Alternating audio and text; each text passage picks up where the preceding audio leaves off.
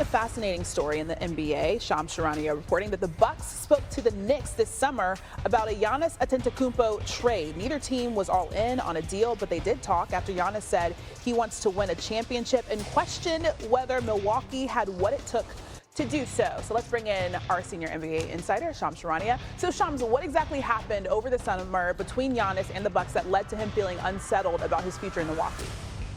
Christine, sources told me that the New York Knicks emerged as the only team that Giannis Antetokounmpo wanted to play for if the Bucks were willing to oblige with the trade. I was told the Knicks even had an exclusive negotiating window over multiple weeks in August, and that's when Leon Rose, the Knicks president, called John Horst, the general manager of the Bucks, and the sides had multiple conversations. Offers were made, but there are two sides to this. The Bucks believe the Knicks simply did not offer enough to continue those trade conversations. The Knicks felt that the Bucks were never really serious about making a deal here. At the end of the day, though, the Knicks felt like the Bucks just wanted to continue to see, can we win with Giannis Antetokounmpo? They certainly want to, and that's what John Horst, the general manager, has sold Giannis Antetokounmpo on. But sources told me Giannis Antetokounmpo in a face-to-face meeting in late July aired his level of concern about this Bucks team moving forward. So no trade, but the Knicks certainly had some level of a window in August. Yeah, and we saw him on streams talking about whether or not he was going to play for the Bucks moving forward. Now we're 15 days before the Bucks season opener. Where do things go from here with Giannis? Christine, I'm told that Giannis Antetokounmpo will keep his options open going into the NBA season, seeing the league's landscape and really the first quarter of the Bucks season and the NBA season at large.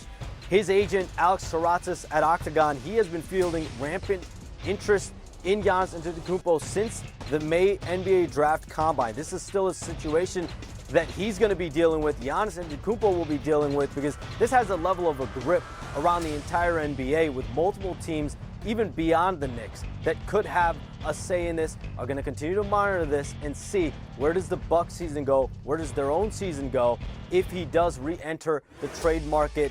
That exclusive window for the Knicks is now shut. It's over.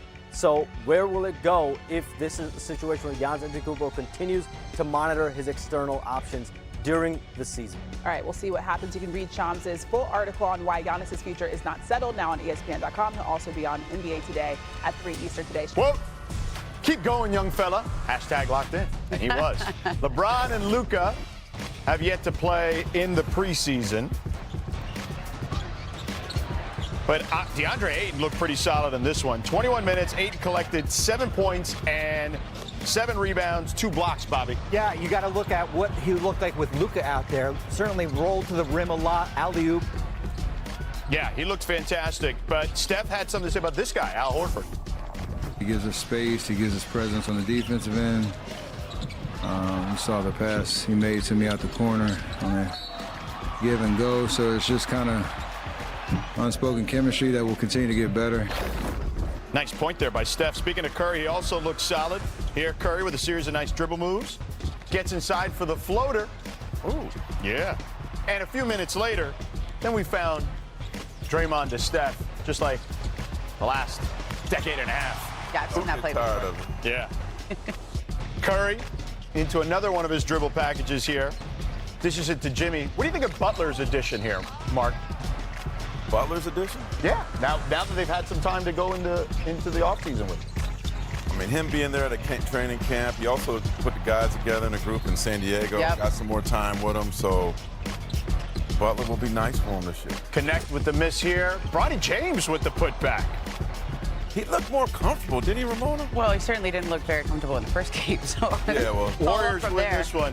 111 to 103. Talk about yesterday. Okay. All right, welcome into NBA Today. George Sedano in for Malika Andrews. I'm here with the Hall of Famer, Mark Spears, our senior insider, Ramona Shelburne, Bobby Marks, our front office insider. So, Ramona, what did you see from the Warriors last night? I saw all the Warriors out there. I mean, I saw the main guys playing and taking this seriously. And I think that's huge for them because when Jimmy Butler was acquired at the trade deadline, they were really good when he was on the court together with Steph Curry. And then he gets hurt, Steph gets hurt, and we didn't really get to see them finish off last season together as a healthy unit. And it's important to me that they are taking the preseason seriously, trying to get minutes on the court together, trying to figure out how they play off of each other. And I mean, the Lakers weren't really playing their two main guys here, and so it's hard to judge their performance.